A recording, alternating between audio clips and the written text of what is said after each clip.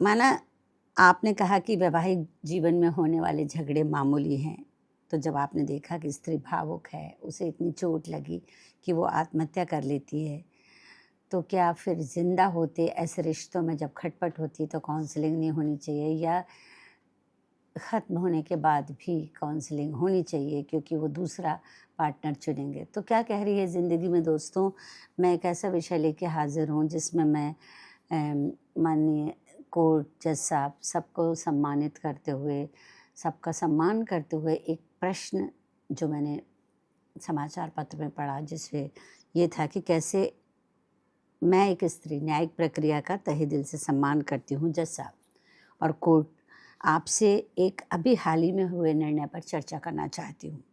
रंग रूप खाना अच्छा ना बनाना में मीन में एक निकालने पर स्त्री पर क्रूरता नहीं, चाहे उस स्त्री के लिए तंज इतना बड़ा हो जाता है कि वो आत्महत्या कर सकती है, पर सम्मानित कोर्ट आपने उस स्त्री के नज़रिए को कभी नहीं देखा, जिसे बचपन से रंग रूप की महत्ता और खाना बनाने की कला सीखने पर जोर दिया जाता है और कहा जाता है कि अगर ये कलाएं तुम में ना हो तो तुम नाम की स्त्री हो, और सही मायनों में तुम स्त्री हो ही नहीं। उसकी शिक्षा, उसका ज्ञान सब गौण हो जाता है अगर वो सुंदर, गोरी और खाना बनाने में निपुण ना हो। माना आपने कहा कि ये वैवाहिक जीवन में होने वाले मामूली झगड़े हैं, तो जब आपने देखा कि इस मामूली से झगड़े से एक स्त्री अपनी जान ले सकती है, रोज़ रोज़ के तंज और कटाक्ष से वो अपने आप को नुकसान पहुंचा सकती है, तो घर के पुरुषों की तो काउंसलिंग होनी चाहिए ना, और उसकी मृत्यु के बाद भी होनी चाहिए, क्योंकि वो पुरुष बाद में दूसरी शादी करना चाहेगा। तो क्या आपने ऐसा किया? आपने उसे छोड़ दिया क्योंकि निचली कोर्ट से वो हार के आया और उसको सज़ा हुई, और उसने फिर हाई कोर्ट, सुप्रीम कोर्ट में ये दायर किया और वो छूट गया, और आपने ये बयान, मतलब ये न्याय दिया कि रंग रूप और उस पर कटाक्ष करने से क्रूरता नहीं होती। पर आप स्त्री के मन को नहीं जानते। कृपया आप इस बारे में पुनः सोचें कि यदि किसी के रूप रंग काम को लेकर इतना जजमेंटल हुआ जाए, इतना जजमेंटल हो, और कि वो सामने वाला आत्महत्या कर ले, तो वो क्या अपराध की श्रेणी में नहीं आएगा? आपको तय करना होगा कि स्त्री पुरुष दोनों के लिए रूप रंग को लेकर कटाक्ष पर अपराध की श्रेणी में डाला जाए। मेरे ख्याल से किसी के रंग रूप को लेकर और उसके रहन सहन को लेकर कटाक्ष करना एक अपराध की श्रेणी में होना चाहिए। ये मेरे अपने विचार हैं। ये भी अजीब विडंबना है कि एक अदालत इसे अपराध की श्रेणी में डालती है, तो दूसरी उसे निष्क्रियता से उसको कह देती कि ये किसी तरीके का अपराध नहीं है। भले ही अपराध का स्तर आप कम कर दें, स्तर को आप कम रखें कि हाँ, ये अपराध इतना बड़ा नहीं है, पर उस स्त्री के लिए इतना बड़ा था कि उसने अपनी जान ले ली। इतना बड़ा नहीं है, परंतु कुछ ना कुछ तो सज़ा का प्रावधान रखते, ताकि और पुरुष इस तरह के कटाक्ष ना करें।